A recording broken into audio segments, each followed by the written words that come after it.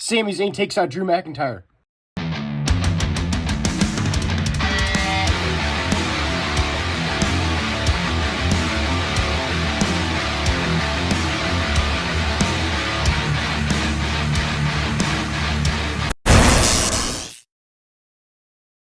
What's up, Jared? We're here today with the weekly set review of Friday Night Smackdown.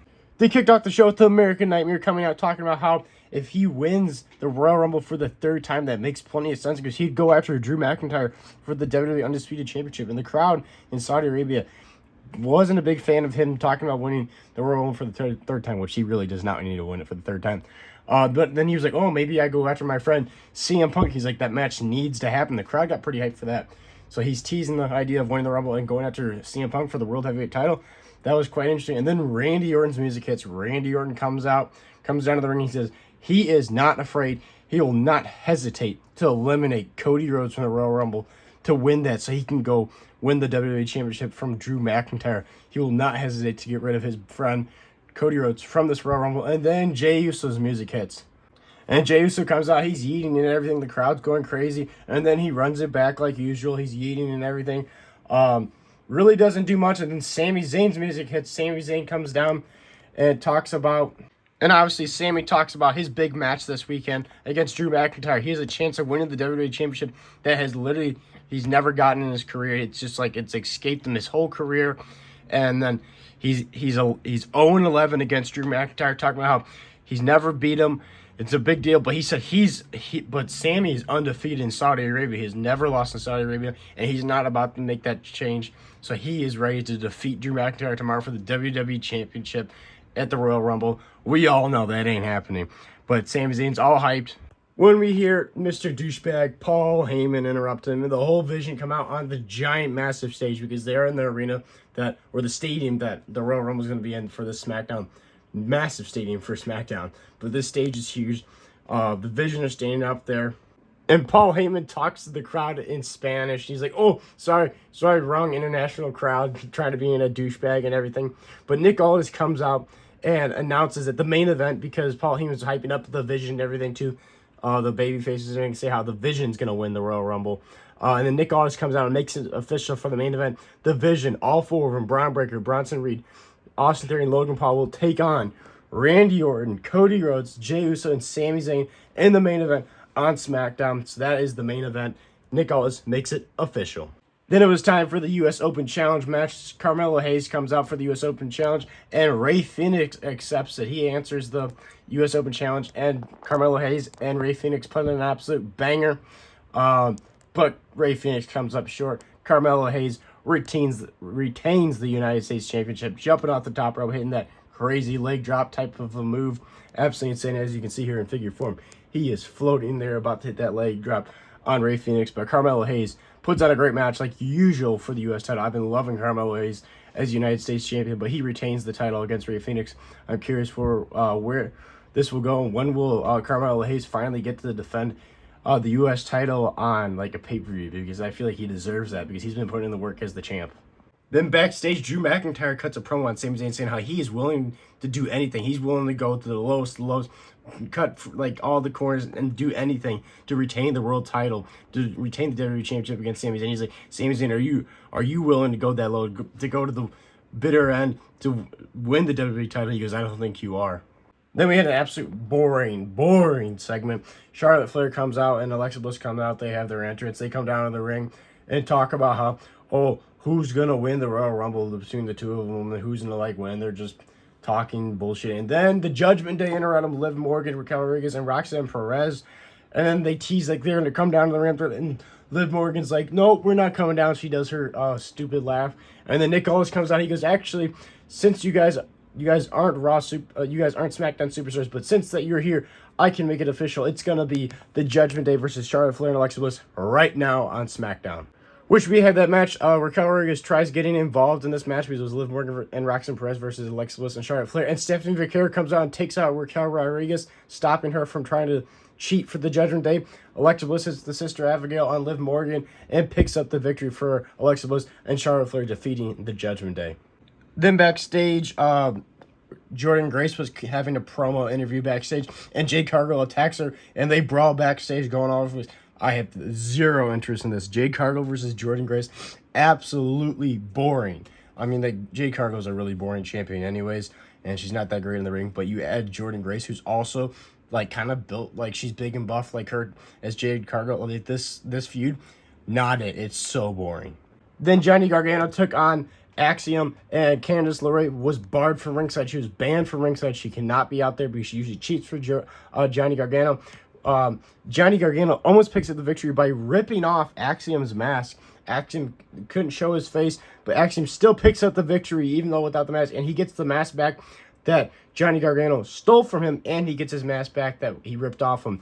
So overall, Axiom whoops Johnny Gargano, beats him, gets his mask back. It's a win-win for Axiom. I'm assuming he's moving on from Johnny Gargano since he beat him. I'm not sure. I really have no interest in this storyline. It was kind of a little cool, like couple week thing, but really not that it. But Axiom almost revealed his face because Johnny Gargano ripped his mask off. But doesn't stop Axiom. Axiom picks up the victory. Eli Dragunov went one-on-one with The Miz, and backstage before he went out to his match, he told Carmelo Hayes once he's done with The Miz, he's coming for him and his United States Championship. Eli Dragunov chopped the holy hell out of The Miz in this match. The Miz hit the ropes in a big old chop right to The Miz. This match was all right. We all know that they're never going to do anything with The Miz. The Miz is kind of just there to take losses and put people over. Eli Dragunov picks up the victory over The Miz. Nothing special here, so clearly Eli Dragunov is coming after Carmelo Hayes and his United States Championship. We'll probably have that rematch either next week on SmackDown or soon. But yeah, this really wasn't special. And then AJ Styles potentially making his last appearance on Friday Night SmackDown, the house that AJ Styles built. Coming out, cutting a promo, talking about how if he beats Gunther at the Royal Rumble, it's going to start the phenomenal farewell tour. AJ Styles going to have his own farewell tour like John Cena. And the way he's talking and everything really starting to make me feel AJ Styles is going to lose at the Royal Rumble. He's like, this phenomenal farewell tour, we're going to have the last of everything, just like John Cena. We're going to have the last of AJ Styles versus Cody Rhodes, the last of AJ Styles versus Randy Orton, the last of AJ Styles versus CM Punk. Like, it's kind of like the same promo John Cena cut back in January of 2025, and then Gunther interrupts him, talking about how he's going to make AJ Styles tap like a little bit, just like how he made John Cena tap when he retired him. And AJ Styles was like, last time I checked, Gunther, you're the one that tapped like a little bitch at WrestleMania to Jey Uso, and Gunther was pissed. He gets up because he was on the announce table. He gets off, he goes after AJ Styles, but he ends up leaving. AJ Styles standing tall, looking like the dominant one, which even makes me even more think AJ's going to lose. I did predict AJ was going to win. I really hope AJ wins. I don't want to see him retire yet, but I don't think it's looking good for AJ Styles. I think Gunther might pull off the victory at the Royal Rumble. Then it was main event time. The Vision make their entrance down to the ring. And then Randy Orton, Jey Uso, and Sami Zayn are in the ring. And then the Vision attack him. Cody Rhodes isn't even out there yet. Cody Rhodes' music hits. He has his jacket on, and he has to run down this massive, like, WrestleMania-sized stage. Gets in the ring, and this match starts off into an absolute brawl.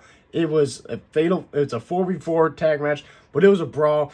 Bodies are flying everywhere. They're beating the holy hell out of each other. And this match ends in a disqualification because Drew McIntyre pulls Sami Zayn out of the ring.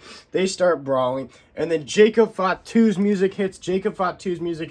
He comes down. Well, he acts like he's going to come down from the stage, but he appears from behind and takes out Drew McIntyre. They start brawling. They go outside of the ring.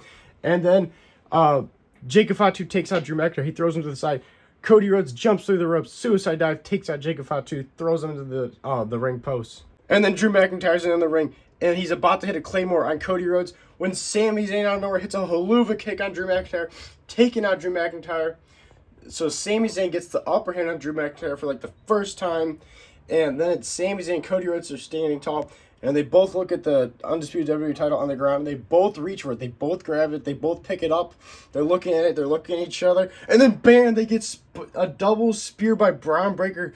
Braun Breaker spears Cody Rhodes and Sami Zayn, and the Vision and the show standing tall on SmackDown as well. I'm like, oh my gosh, I do not want to see the Vision ruining SmackDown, because I feel like in 2026, SmackDown has been the better show than Raw, in my opinion. And then, because the Vision standing tall every week on Raw is boring to me.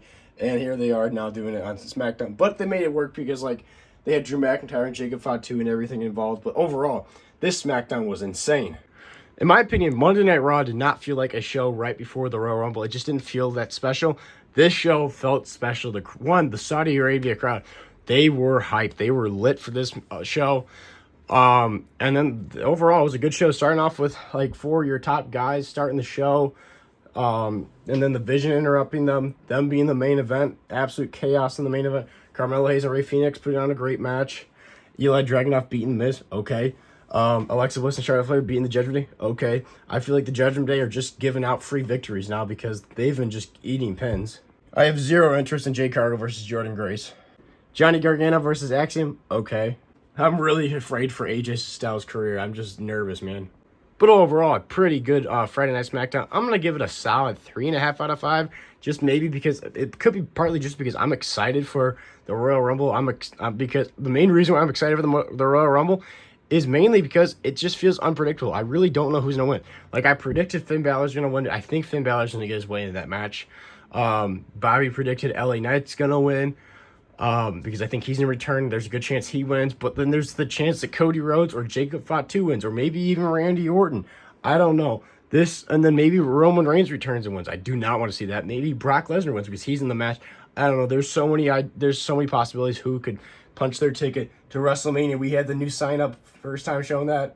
All I know is I'm super excited for the Royal Rumble tomorrow. It is on at noon tomorrow for Central Time, so I'm going to be up during the day, ready to go to watch the Royal Rumble. I'm super excited. Thank you guys for watching. Go check out my Instagram, which is all lowercase JRW Live. Highly appreciate that. Also, go check out my TikTok, which is lowercase JRW _ Live. Highly appreciate that as well. Thank you guys for watching. Make sure you're like and subscribe to this YouTube channel because we post every single day on this YouTube channel. Awesome wrestling figure content, so you don't want to miss that. Thank you guys for watching this JRW Live, and I'll see you guys in the next one. Stay tuned for the set review of the Royal Rumble dropping Sunday. See you guys in the next one.